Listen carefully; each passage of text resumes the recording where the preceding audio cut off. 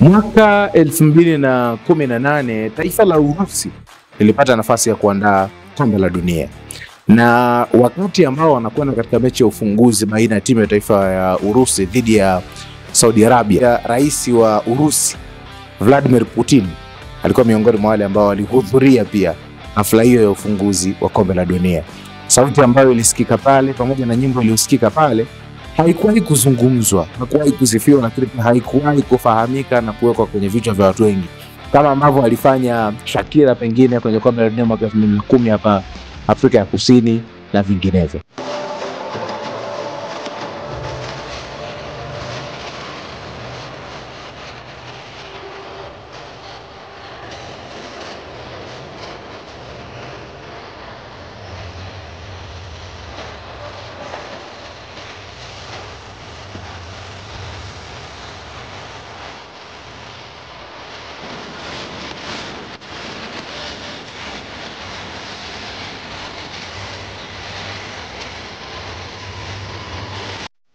Lakini fast forward miaka kadhaa mbeleni, imekuwa kama ni track fulani ambayo imekaa kwenye vichwa vya watu, inatumika sana kwenye TikTok, inatumika kwenye Instagram na sehemu nyingine tofauti tofauti.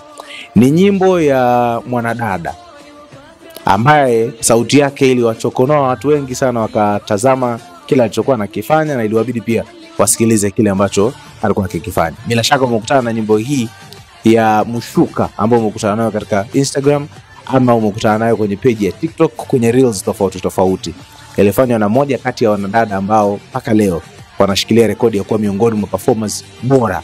Walikuwa na utulivu wa kutosha na kile alichokifanya kiliacha rekodi na historia mbele ya Vladimir Putin katika historia ya FIFA pamoja na mpira kote duniani. Ukipata nafasi ya kusikiliza wimbo huu, lakini pia ukipata nafasi ya kumfuatilia na sauti nzuri sana mwanadada Tatiana Kashkova, miongoni mwa waimbaji ambao mpaka leo watabaki katika historia kwa miongoni mwa performers bora wa kombe la dunia.